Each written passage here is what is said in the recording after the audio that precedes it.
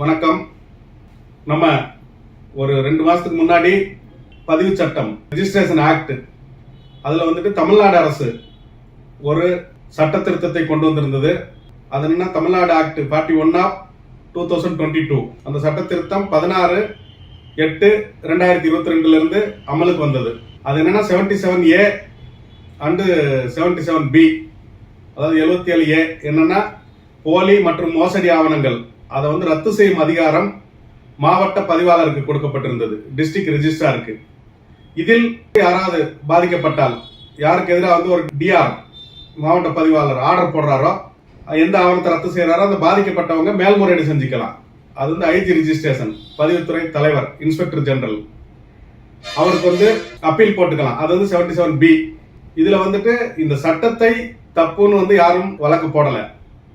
77A and 77B the sections அந்த act not challenge. அதுல வந்து என்னன்னா அதோட செல்லும் தன்மை இந்த 16/8/2022 பின்னாடி வந்த ஆவணங்களுக்கு மட்டும் இது பொருந்துமா, அல்லது 16/8/2022 முன்னாடி பதிவு செய்யப்பட்ட ஆவணங்களுக்கும் இந்த மாவட்ட பதிவாளர் ரத்து செய்யும் அதிகாரம் பொருந்துமா அப்படின்னு சொல்லி வழக்கு போட்டாங்க. அது மதுரை உயர்நீதிமன்ற கிளையில் சில நீதிபதிகள் முன்தேதியிட்டு அதை அமல்படுத்தலாம்னு, சில நீதிபதிகள் 16/8/2022 பின்னாடி அமல்படுத்தலாம் என்றும் இருவேறுபட்ட கருத்துக்கள் வந்தது. கான்ஃபிளிக்டிங் ஒப்பீனியன், மாறுபட்ட கருத்துக்கள் தீர்ப்புல வந்தது. அதனால இப்ப வந்து அது வந்து லார்ஜர் பெஞ்ச் முன்னாடி விசாரணைக்கு இருக்குது சென்னையில. அது இன்னும் முடிவுக்கு வரல. அது வந்தா நாங்க உடனே சொல்லுவோம். அதை நான் ஏற்கனவே சொல்லி இருக்கிறேன். எப்ப தீர்ப்பு வருமோ தீர்ப்பு வந்தோன்னு சொல்லுவேன்னு சொல்லி இருக்கிறேன். குறைஞ்சது ஒரு நாளைக்கு 10 பேர் போன் பண்றீங்க. போன் பண்ணி என்னாச்சு என்ன வந்தால் கண்டிப்பா அப்டேட் பண்ணுவோம். வெயிட் பண்ணுங்க, பாருங்க.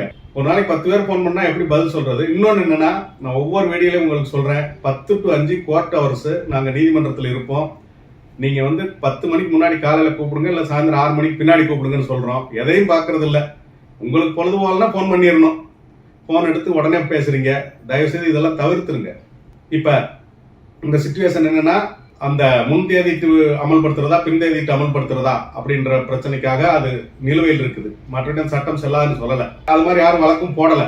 அந்த பிரிவை வந்து செல்லாதுன்னு அறிவிக்கணும் அப்படின்னு சொல்லிட்டு அதை பாஸ் பண்ணுங்க, அந்த மாதிரிலாம் எந்த மனுவும் தாக்கல் செய்யப்படல. இப்ப இந்த சூழ்நிலையில் நாமக்கல் மாவட்டம் ராசிபுரம் சார் பதிவாளர் அலுவலகத்தில் முருகேசன் அப்படின்னு ஒருத்தர் வந்து ஒரு மனு தாக்கல் செய்யறாரு.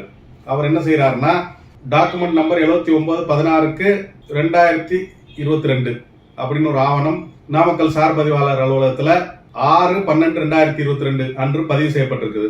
இவர் வந்து 15/5/2023 அன்று அது செல்லாதுன்னு அறிவிக்கணும்னு சொல்லி டிஸ்ட்ரிக்ட் ரெஜிஸ்ட்ரார்ட்ட மாவட்ட பதிவாளர்கிட்ட ஒரு மனு கொடுக்கிறாரு. இந்த சூழ்நிலையில் அவங்க வந்து என்ன சொல்றாங்கன்னா, 29/9/2023 ஐஜி ரெஜிஸ்ட்ரேஷன் வந்து சர்க்குலர் ஒன்று கொடுக்கிறாரு. அந்த சர்க்குலர் படி தான் இப்ப வந்து எந்த முடிவும் எடுக்கக்கூடாது, இந்த 77A எந்த முடிவும் எடுக்கக்கூடாதுன்னு ஐஜி ரெஜிஸ்ட்ரேஷன் ஒரு சர்க்குலர் கொடுத்திருக்காரு தமிழ்நாடு ஃபுல்லா. அதுல என்னன்னா, இந்த போலி ஆவணங்கள் மோசடி ஆவணங்களை ரத்து செய்வது சம்பந்தமாக மாவட்ட பதிவாளர் எந்த உத்தரவும் எடுக்கக்கூடாது அப்படின்னு சொல்லியிருக்கிறாரு. அதனால இவங்க வந்து எதையும் விசாரிக்கல. அப்ப இந்த வழக்கு வந்துட்டு சென்னை உயர் நீதிமன்றத்துல அவர் வந்து ஒரு தனி நீதிபதி முன்னாடி ஒரு ரிட் பெட்டிஷன் போடுறாரு. அந்த மனு தள்ளுபடி ஆகுது. அதை எதிர்த்து அவர் வந்து டிவிஷன் பெஞ்ச் 2 நீதிபதிகள் கொண்ட அமர்வு சென்னை உயர் நீதிமன்றத்தில் அதுல போயிட்டு அப்பீல் மனு தாக்கல் செய்யறாரு, ரிட் அப்பீல். அந்த ரிட் அப்பீல் நம்பர் வந்து 35/73/2023. அவரது தள்ளுபடி செய்யப்பட்ட ரிட் பெட்டிஷன் நீதி பேராணை மனு வந்துட்டு WP நம்பர் 28/358/2023. தள்ளுபடி செய்யப்பட்ட தேதி வந்து 11/10/2023. இதை எதிர்த்து அவர் மேல்முறையீடு செஞ்சதுல அது வந்து நீதி அரசர்கள் SM சுப்பிரமணியம் மற்றும் நீதியரசர் K ராஜசேகர் அவங்க முன்னாடி விசாரணைக்கு வருது. அதுல வந்துட்டு அவங்க 12/2/2024 ஒரு தீர்ப்பு கொடுத்திருக்காங்க. அந்த தீர்ப்புல அவங்க என்ன சொல்றாங்கன்னா, இந்த பிரச்சனை அந்த லார்ஜர் பெஞ்ச் அதுல பெண்டிங் இருந்தாலும், அது நிலுவையில் இருந்தாலும் கூட அதுல வந்து எந்தவித இடைக்கால உத்தரவும் வழங்கப்படவில்லை. Not stay, there is no stay. அப்ப இதுல வந்து விசாரிக்கலாம். இன்னொன்னு வந்து இந்த மனு வந்து இது இந்த சட்டத்திற்கு பின்னாடி உள்ள பிரச்சனை. அப்ப சட்டத்திற்கு பின்னாடி வந்து செய்யக்கூடாதுன்னு எதுவும் தடை இல்லை. அப்ப இந்த தேதிக்கு பின்னாடி, அதாவது சட்டம் நடைமுறைக்கு வந்த 16/8/2022 அந்த தேதிக்கு பின்னாடி உள்ள மனுக்களை விசாரிக்கிறதுக்கு எந்த தடையும் இல்லை அப்படின்னு சொல்லியிருக்காங்க. அதனால ஐஜி ரிஜிஸ்ட்ரேஷனுக்கு மீண்டும் ஒரு டைரக்ஷன் கொடுத்திருக்காங்க. ஐஜி ரிஜிஸ்ட்ரேஷன் வந்து திரும்ப ஒரு சர்க்குலர் கொடுக்கணும், கொடுத்து இந்த சட்டம் அமலுக்கு வந்த தேதிக்கு பின்னாடி உள்ள மனுக்களை விசாரிக்கலாம். அதுக்கு மேல 77B ஏ வந்துட்டு விசாரிச்சு தீர்ப்பு வழங்கும் அதிகாரம், 77B வந்து அதுக்கு மேல மேல்முறையீடுகளை ஐஜி விசாரிக்கும் அதிகாரம். அந்த 77A 77B விசாரணைக்கு தடை எதுவும் இல்லை, விசாரிக்கலாம். அதுல வந்து உரிய நடவடிக்கைகளை, சட்டப்படியான நடவடிக்கைகளை அனைத்து தரப்பினர்களுக்கும் நோட்டீஸ் கொடுத்து விசாரணை நடத்தி, உரிய சட்டப்படியான முறையில் விசாரணை நடத்தி அதில் உத்தரவுகளை பிறப்பிக்கலாம் அப்படின்னு சொல்லியிருக்காங்க. அதனால அந்த ஒரு தனி நீதிபதி உத்தரவை ரத்து பண்ணியிருக்காங்க. மேல்முறையீட்டை அனுமதித்து dismissal of writ petition is set aside and writ appeal is allowed அப்படி ஒரு உத்தரவு பிறப்பிச்சிருக்காங்க. அதனால இனிமேல் இப்போ வந்து அந்த சட்டம் நடைமுறைக்கு வந்த தேதிக்கு பின்னாடி உள்ள மனுக்கள் உள்ள போலியான ஆவணங்களை ரத்து செய்ய சொல்லி யார் வேணாலும் மனு கொடுக்கலாம். டிஆர் அதை விசாரிக்கணும், ஐஜி ரிஜிஸ்டர் அந்த அப்பீலை விசாரிக்கணும் அப்படின்றது இதன் மூலமாக நமக்கு தெரிய வருகிறது.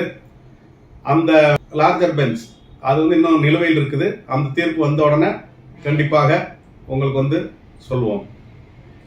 அதுவரை நம்மோட வாய்ஸ் ஆஃப் லா சேனலை சப்ஸ்கிரைப் பண்ணுங்க, லைக் பண்ணுங்க, ஷேர் பண்ணுங்க. நன்றி.